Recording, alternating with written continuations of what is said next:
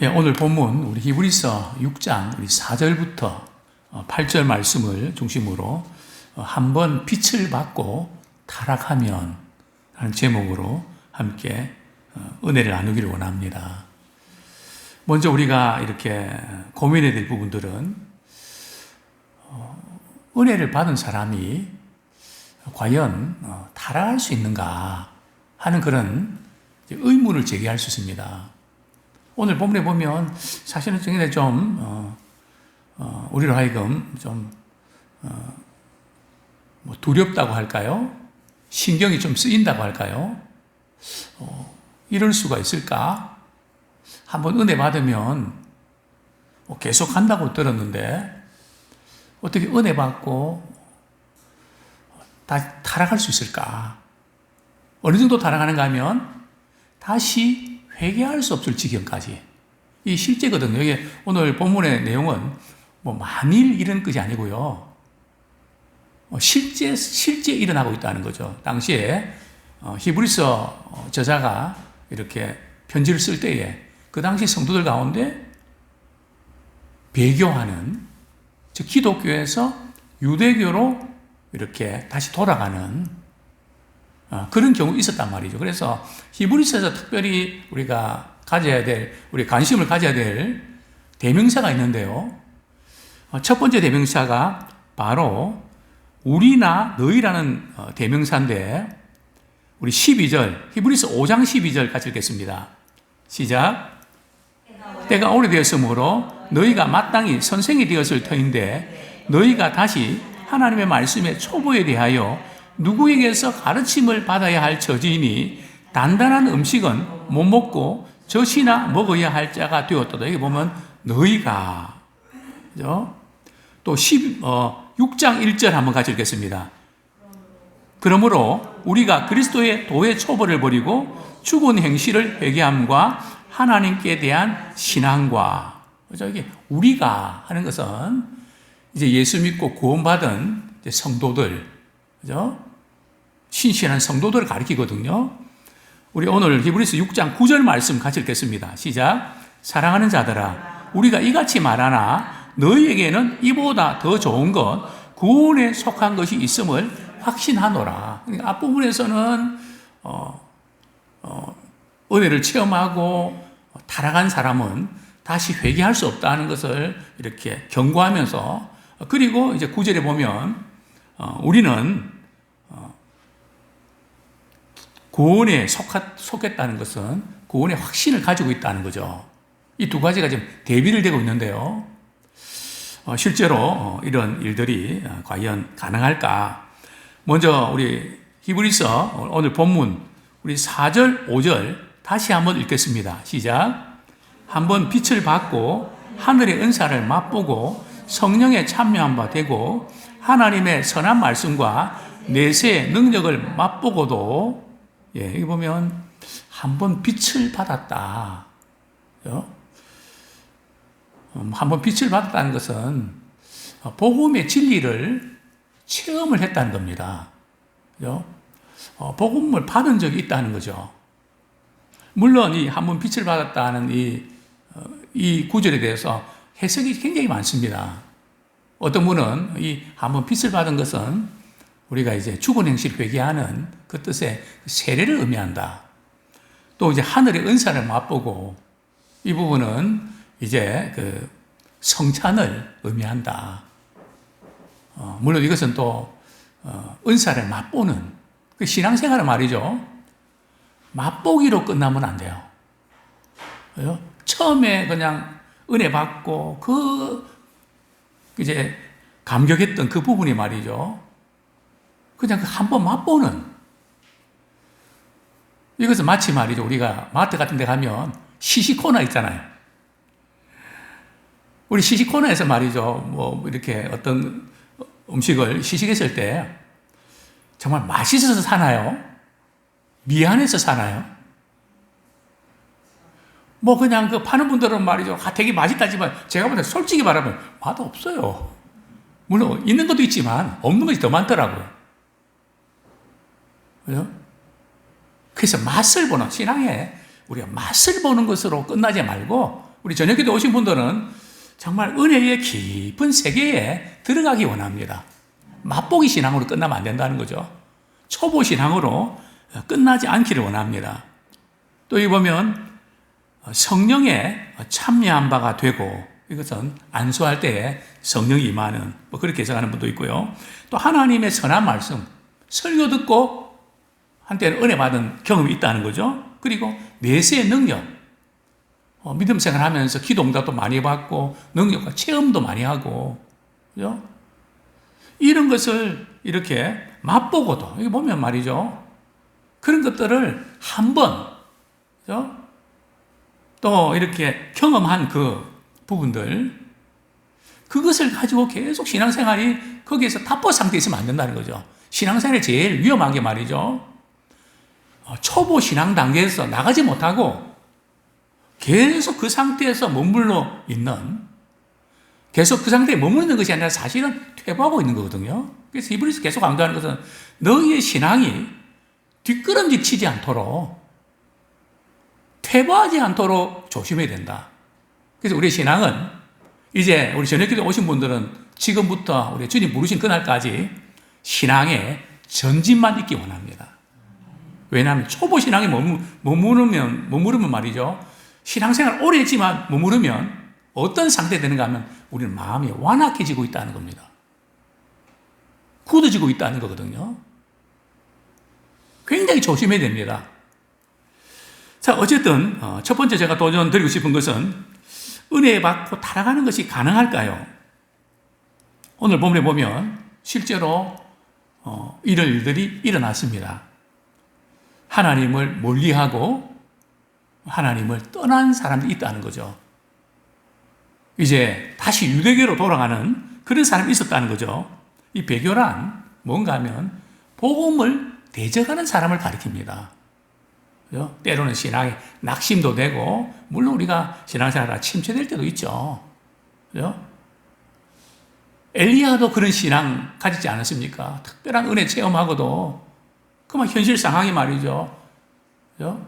이세벨이 말이죠, 이제는 회개하고 이제 나라가 좀 뭔가 좀 바뀔란가 했는데 말이죠, 자기를 죽이겠다 그러니까 그만 낙심돼 갖고 영적인 우울증에 빠지고, 하나님 제 생명을 취하시면 좋겠습니다. 이제는 제가 할 수 있는 끝났습니다. 그죠? 또 하나님 만져주시고 또 회복시키지 않습니까? 그렇습니다. 우리 하나님 만져주시는 것도요, 우리가 깨달아야 됩니다. 하나님께서 늦게 만져주시는 게 아니고 하나님 계속 만져주시는데 우리는 못 깨닫고 말이죠, 고집하고 있는 거거든요. 그걸 아셔야 됩니다. 그래서 우리는 늘 굳어지지 않도록, 늘 하나님께서 말씀하시면 우리가 즉각적으로 반응해서 우리 인생에 낭비된 시간이 없도록 우리는 참 성장하는 기회로 삼기 원합니다. 히브리서 우리 3장 12절 13절, 이스라엘 백성들이 광야 생활을 언급하시면서 그것을 거울로 삼아서 우리는 그렇게 하면 안 된다, 이렇게 말씀하고 있죠. 히브리서 3장 12절 13절 시작. 형제들아, 너희는 삼가 혹 너희 중에 누가 믿지 아니하는 악한 마음을 품고 살아계신 하나님에게서 떨어질까 조심할 것이요, 오직 오늘이라 일컫는 동안에 매일 피차 고면하여 너희 중에 누구든지 죄의 유혹으로 완고하게 되지 않도록 하라. 그죠? 참 우리가 믿음이 인노라 하지만 순간순간 우리의 마음이 악한 마음을 품고 하나님에게서 멀어질 때가 종종 있다는 거죠. 뭐 그렇습니다. 믿음이 떨어질 때가 있다는 거죠. 우리 머리로는 믿는 것 같지만 딱 삶의 현장에 부딪혀서 어떤 상황에 딱 부딪히면 믿음이 작동이 안 되는. 그죠? 제가 오늘 이제 설교를 준비하면서 이제 컴퓨터로 이제 프린터를 하고 이러는데 한 2번을 이렇게 클릭을 했는데 프린터가 안 되는 거예요. 프린터가 안 되면 이제 사무실에 이렇게 무선으로 되어 있거든요. 인터넷을 보니까 인터넷이 죽은 거예요. 그죠? 무선으로 이렇게 되는데, 그래 다시 이제 그럴 때는 어떻게 되는가 하면 다시 시작을 하든지 컴퓨터를 꺼야 돼요. 스마트폰 안 될 때 말이죠. 자꾸 누르지만 말고 껐다 키면 거의 다 됩니다. 그죠? 또 전자제품 같은 경우는 그래도 안 되면 코드를 꼽았다가 말이죠. 한 30초 지나서 꽂으면 됩니다. 전자제품 거의 다 그렇거든요. 우리의 믿음도 마찬가지입니다. 그죠? 작동이 안 된단 말이죠. 그죠? 뭐 언제든지 우리가 그럴 수가 있죠. 그때마다 우리는 원인이 뭔지를 발견하고 리부팅을 시켜야 되거든요. 믿음의 재작동이 들어가야 됩니다. 그렇지 않고 계속 그런 가운데서 하나님이 계신다면 어떻게 이럴 수가 있나 자꾸 이제 원망하고 불평하고 이런 쪽으로 자꾸 가잖아요. 그럼 믿음이 떨어지죠. 우리는 하나님께 대한 오해를 푸셔야 됩니다. 사실 우리가 사람에 대해서도 오해 많이 하지만 하나님께 대한 오해를 많이 갖거든요. 회개라고 하는 것은 하나님에 대한 오해를 푸는 것이 회개입니다. 하나님은 그런 분 아니신데 우리가 자꾸 하나님을 그런 분으로 만들어 놓고 말이죠. 하나님 어떻게 이럴 수가 있습니까?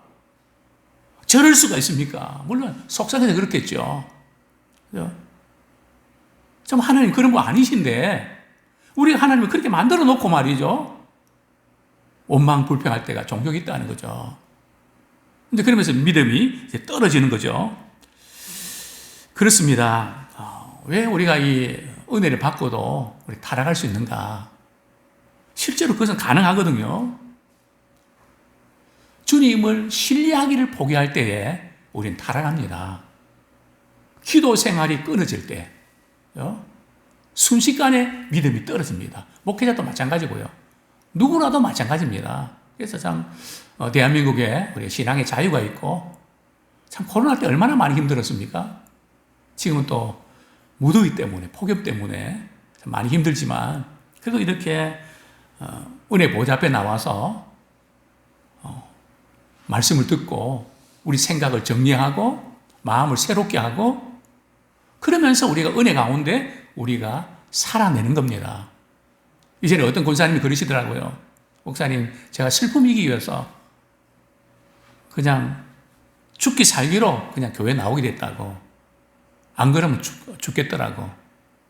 뭐 그렇습니다. 믿음이 떨어지면 하나님을 신뢰하지 않기 때문에 기도를 할 수 없죠. 또 은혜 보좌 앞에 나올 수도 없습니다. 또한 우리는 언제 믿음이 이렇게 떨어지는가 하면 구원의 은혜에 대한 감격이 사라질 때 사실 우리의 삶은 참 힘들고 신경 쓰는 게 얼마나 많습니까? 자녀들도 그렇고 손주들도 그렇고 우리 생활도 그렇고 뭐 이것저것 생각하면 우리 인생은 전도서에 있는 말씀처럼 딱 두 단어거든요. 슬픔과 수고뿐입니다.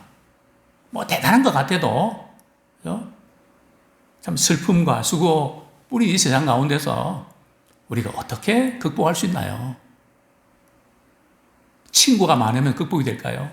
돈이 많으면 극복될까요? 한계가 있습니다. 어떻게 극복하는가 하면 나를 구원하신 하나님의 은혜가 너무 크기 때문에 과거, 현재, 미래가 보장된 것이 그것이 구원의 은혜거든요. 이번에 이제 우리 캠프를 위해서 이제 저희들이 보험을 들었는데요. 보험금이 한 25만 원쯤 들었습니다. 1인당 이렇게 한 5천 원, 6천 원 이상 들었죠. 근데 우리 혜택 받은 것은 한 2만 원 정도 혜택 받았습니다. 그죠? 그렇다고 무슨 사고 나고 이런 것보다 낫죠. 근데 한편으로는 좀 억울하고 있죠. 그죠? 보험이 본래 그런 겁니다. 그죠? 문제가 없을 때는 손해보험 갖고. 근데 우리는 영생보험 들었잖아요. 그죠? 그래서 우리의 모든 삶이 말이죠. 하나님이 나를 이처럼 사랑의 독생자 주셨는데, 그렇게 큰 은혜와 사랑 받았는데, 그거 하나만 생각하면 다른 슬픔과 고통도 말이죠. 외로움도. 그 구원의 은혜가 너무 크기 때문에, 이 부분은 막 늦게 이길 수 있단 말이죠. 마치 이런 거 아닙니까? 우리 어렸을 때 소풍 갈 때 말이죠. 뭐 사이다도 이렇게 넣고 과자도 넣고 말이죠.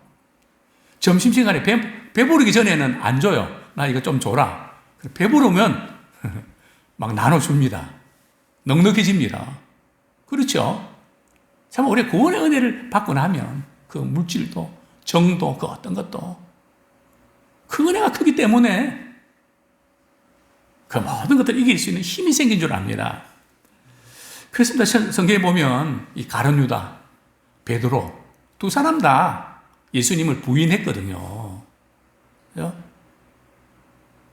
베드로는 예수님에 대한 충성에 대해서 부인했고, 또 가룟 유다는 말이죠, 예수님의 존재 자체를 말이죠, 메시아의 존재 자체를 부인하는, 성격이 좀 다릅니다. 그죠? 어쨌든 부인은 했지만 가룟 유다 영혼이 멸망하는, 또 베드로는 회복되어서 회개하잖아요. 돌이키잖아요. 그러니까 중요한 것은 우리 어떤 상황에 있든지 우리 깨닫고 회개하고 돌이킬 수 있다면 그것이 은혜입니다. 근데 그렇지 않고 내가 뭐 잘못해서 그렇다고 그러냐 막 대들잖아요. 막 그러면 남은 손해입니다. 지나가 보면 또 손해입니다. 그래서 우리는 늘 그래서 제가 잘못했습니다. 회개하고 돌이키면 살 길이 열리거든. 그러니까 벌써 이런 회개를 할 수 있는 그 심령이 된다는 것은 그 자체가 은혜입니다. 왜냐하면 어떤 경우들은 회개할 수 없는 단계까지 오거든요. 오늘 본문에 보면 타락한 자들은 말이죠, 다시 구원받을 수 없다고 그런 표현을 쓰지 않고 어떤 표현을 썼나요? 6절 말씀 다시 한번 같이 읽겠습니다.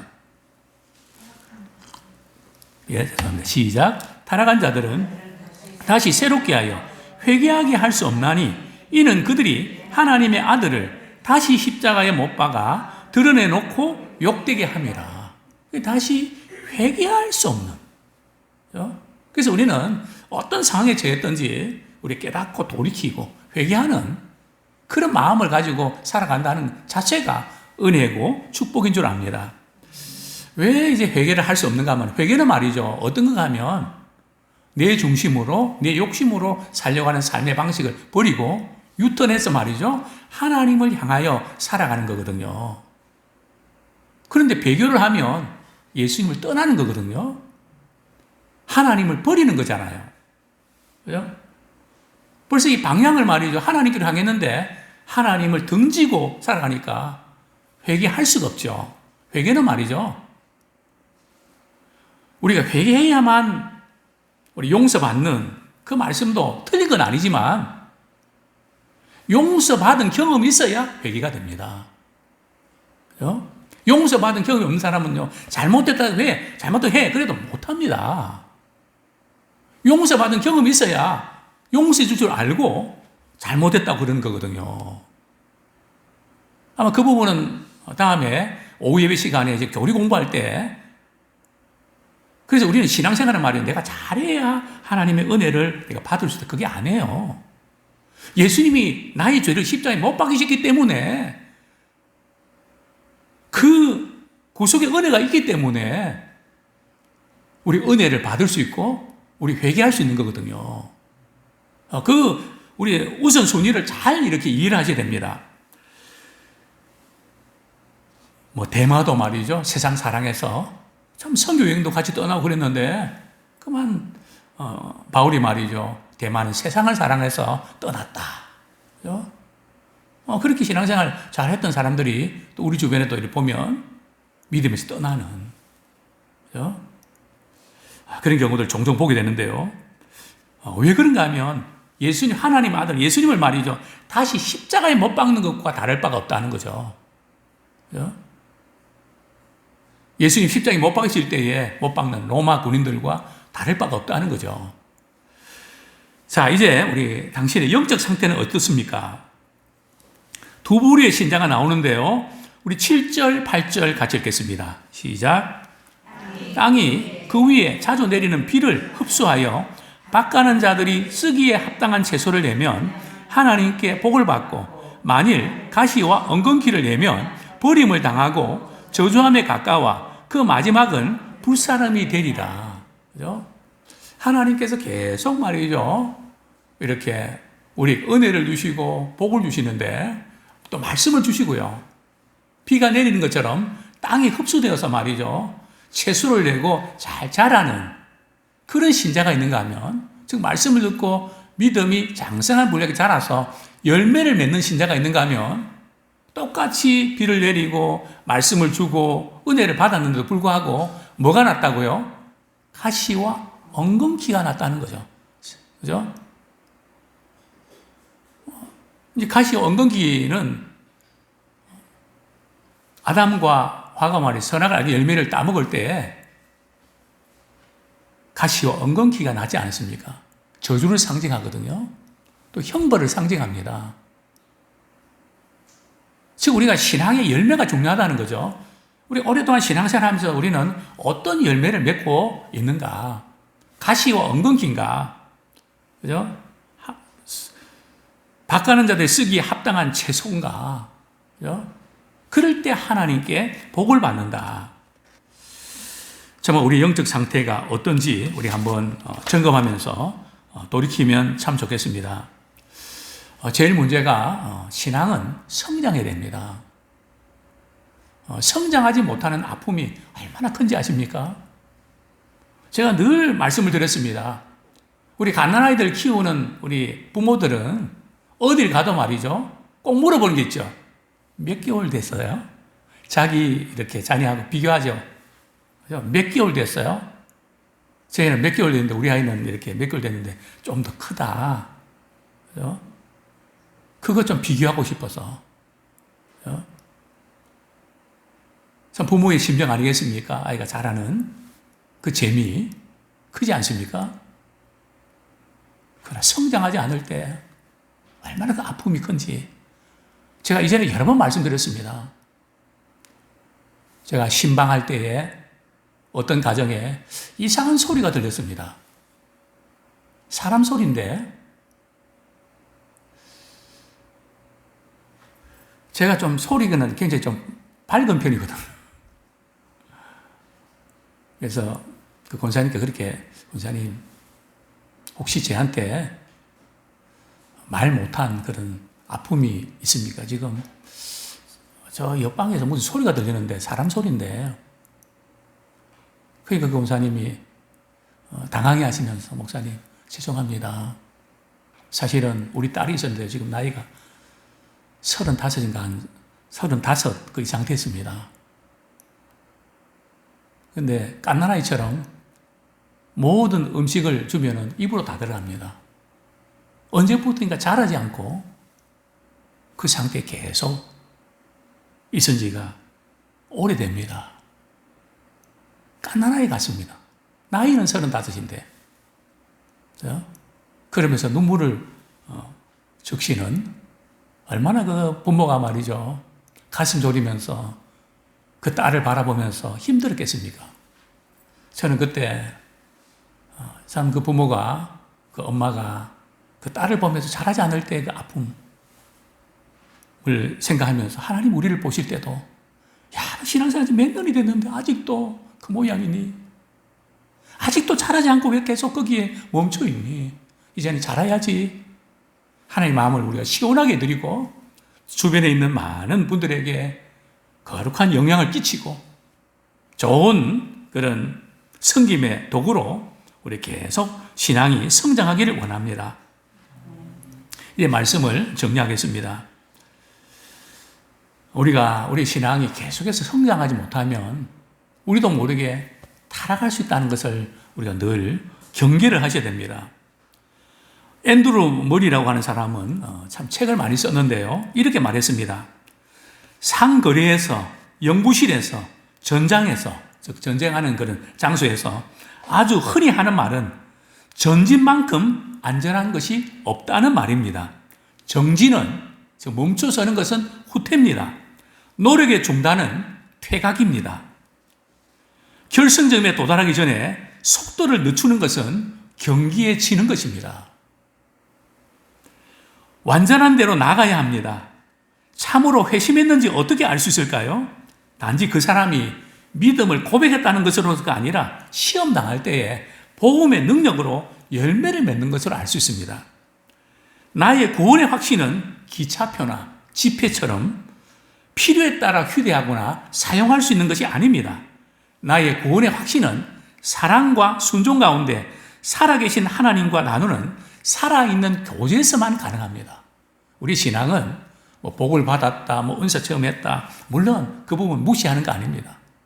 더욱 중요한 것은 살아계신 그분과 인격적인 교제와 만남을 갖는, 지속적으로 그분을 사랑하고 순종하는, 성장하는 예란면이 되기를 축원합니다.